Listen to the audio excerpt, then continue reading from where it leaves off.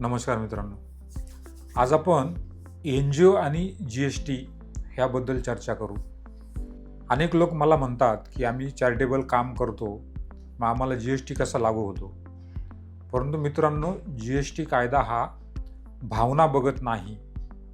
तुम्ही किती प्रामाणिकपणे काम करतात हा GST कायदा बघत नाही आणि त्यामुळे अनावधानाने अनेक NGO ह्या GSTचे नियम मोडत आहे. GST कायदा हा भावनेवरती चालत नाही. तुम्ही जरी चॅरिटेबल काम करत असाल, तुम्ही सेवाभावी काम करत असाल, तुमची भावना चांगली आहे, उद्देश चांगला आहे, परंतु GST कायदा हा उद्देशावर चालत नाही. मग GST कायदा कशावरती चालतो? तर GST कायदा हा तुम्ही काय सर्व्हिस देता, तुम्हाला उत्पन्न कुठून येतं आणि त्या उत्पन्नाच्या बदल्यामध्ये तुम्ही परत काय देता हे सर्वात महत्त्वाचं आहे. म्हणजे सर्व्हिस आणि सप्लाय ह्या दोन गोष्टीवरती GST कायदा चालतो. तुम्ही चॅरिटेबल काम करा नका करू त्याच्यावरती GST कायदा चालत नाही. तो चालतो फक्त सप्लायवरती आणि सर्व्हिसवरती. GST म्हणजे गुड्स अँड सर्व्हिस टॅक्स. याच्यामध्ये गुड्स आहे, गुड काही सप्लाय केला असेल, सर्व्हिस असेल तर त्याच्यावरती हा GST कायदा चालतो. तुम्ही काय काय सेवा देतात ट्रस्टमध्ये? तुम्ही जर सेवा शुल्क घेऊन काही सर्व्हिस दिली, प्रशिक्षण कार्यक्रम घेतला, कॉन्फरन्स फी घेतली, काही हॉस्पिटल सेवा दिली, काही शैक्षणिक उपक्रम घेतले, काही CSR प्रोजेक्ट राबवले आणि सरकारकडून काही ग्रँट घेतली, GST कायदा हा बघतो की तुम्हाला मिळालेल्या पैशामध्ये तुम्ही काय सेवा देता. तर अनेक गैरसमज आहे की डोनेशन जे आहे ते टॅक्स फ्री आहे. हा एक गैरसमज आहे. परंतु सत्य असं आहे की डोनेशनच्या बदल्यात तुम्ही काही सर्व्हिस देत असाल तर ते GSTमध्ये एक्झम नाही. दुसरं, GST रजिस्ट्रेशन घेणं गरजेचं नाही. तर मित्रांनो, NGOला सुद्धा GST रजिस्ट्रेशन घेणं गरजेचं आहे. तुमचे सर्व्हिस किंवा गुडचं जे काही लिमिट ठरलेलं आहे ते लिमिट क्रॉस केलं की तुम्हाला GST रजिस्ट्रेशन घ्यावं लागतं. नंतर पुढचा गैरसमज जो आहे, एकदा की तुम्ही GST रजिस्ट्रेशन घेतलं की तुम्हाला GST भरावाच लागतो. तर असं काही नाही. GST रजिस्ट्रेशन जरी तुम्ही घेतलं तर तुमच्या सेवा आणि तुमचे सप्लाय जर एक्झम्प्ट असेल तर तो रिटर्नमध्ये एक्झम्प्ट दाखवून तुम्हाला GST भरावा लागत नाही. म्हणजे रजिस्ट्रेशन घेतलं म्हणजे लगेच GST भरावा लागतो असं काही नाही.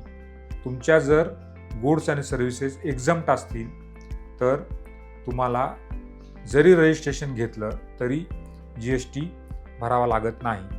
नंतर खर्च करताना जे काही NGO खर्च करतात, कारण तुम्हाला डोनेशन येतं, CSR येतं, त्यातनं तुम्ही खर्च करतात, सेवाभावी काम करतात, तर ते खर्च करताना त्या खर्चावरती GST भरावा लागतो का? तर अनेक लोकांचा गैरसमज आहे की आम्ही NGO आहे तर आम्हाला GST का लागतो? तर तुम्हाला GST खर्चावरती एक्झम्प्ट नाही. म्हणजे तुम्ही एखाद्या शाळेला जर कॉम्प्युटर परचेस करून देणार असेल आणि त्या कॉम्प्युटरवरती जर GST ॲप्लिकेबल असेल तर तुम्हाला तो GST भरावा लागतो.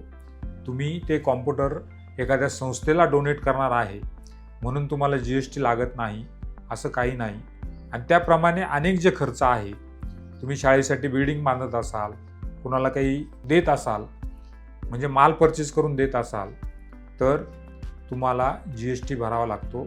खर्चावरती कुठलंही एक्झम्पशन तुम्हाला GSTला नाही. मित्रांनो, GST कायदा हा NGOसाठी शत्रू आहे असं मी म्हणेन. परंतु तो केव्हा शत्रू आहे? तुम्ही त्याचे जर नीट नियम समजून घेतले नाही तर शत्रू आहे. परंतु नीट नियम समजून घेतले तर GST कायदा हा NGOसाठी मित्र आहे. जसं मी सांगितलं की तुम्हाला GST रजिस्ट्रेशन घेतलं तर GST भरावाच लागतो असं काही नाही. तसं तुम्ही GST कायदा व्यवस्थित समजून घेतला तर GST तुमच्यासाठी मित्र आहे. मित्रांनो, NGOला काही एक्झम्पशनसुद्धा GSTमध्ये दिलेलं आहे.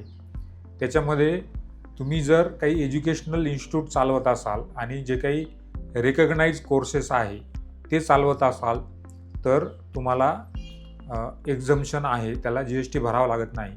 तुम्ही जर हॉस्पिटल चालवत असेल, हॉस्पिटल सेवा देत असेल, मेडिकल सेवा देत असतील तर त्याला GST लागत नाही. परंतु जर तुमचं मेडिकल स्टोअर असेल, तुमचं हॉस्पिटल पण आहे आणि मेडिकल स्टोअर पण आहे, तर मेडिकल स्टोअरमध्ये जी काही खरेदी विक्री होते त्याला GST भरावा लागतो. हॉस्पिटलच्या ज्या काही हेल्थ केअर सर्व्हिसेस आहे त्याला GST भरावा लागत नाही. चॅरिटेबल इन्स्टिट्यूशन किंवा चॅरिटेबलची एक वेगळी डेफिनेशन GST ॲक्टमध्ये दिलेली आहे आणि ती फार छोटी डेफिनेशन आहे. त्यामुळे ती डेफिनेशन छोटी असल्यामुळे खूप कमी गोष्टी त्याच्यामध्ये एक्झम्प्ट होतात आणि बाकी याच्यावरती तुम्हाला GST हा भरावा लागतो. GST लागेल का नाही हे बघताना एक महत्त्वाची टेस्ट तुम्ही लक्षात घ्या. तुम्हाला जे काही इन्कम येतं त्याच्या बदल्यात जर तुम्ही काही देत असाल तर तो सप्लाय असतो, त्याला GST लागतो. म्हणजे तुम्ही एखाद्याकडनं डोनेशन घेतलं आणि त्याचं नाव जर तुम्ही एखाद्या शाळेला दिलं तर GST लागू शकतो. सप्लाय ही कन्सेप्ट GSTमध्ये महत्त्वाची आहे.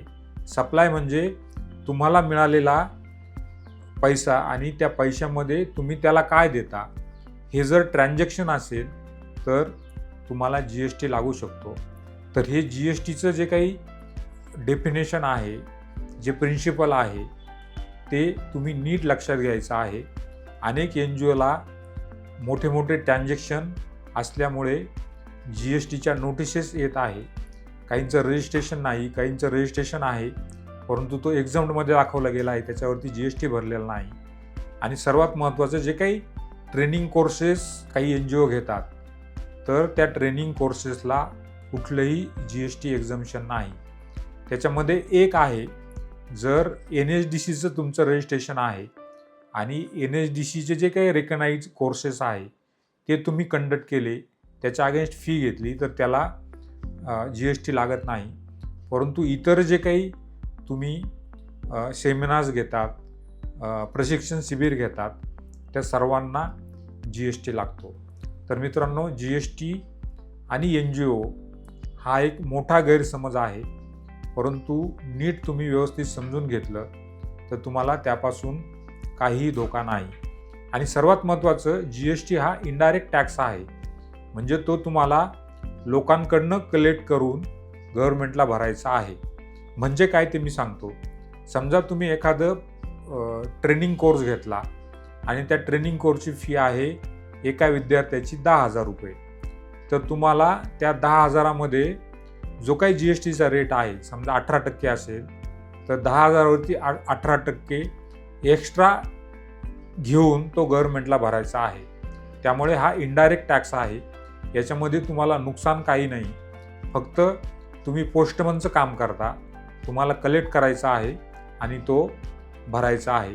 काही गोष्टीमध्ये तुम्हाला त्याचं क्रेडिट पण मिळतं, जे काही तुम्ही इनपुट सर्व्हिसेस त्याच्यामध्ये वापरतात त्याचं क्रेडिट पण मिळतं आणि उरलेला जो GST आहे तो तुम्हाला गव्हर्नमेंटला भरावा लागतो.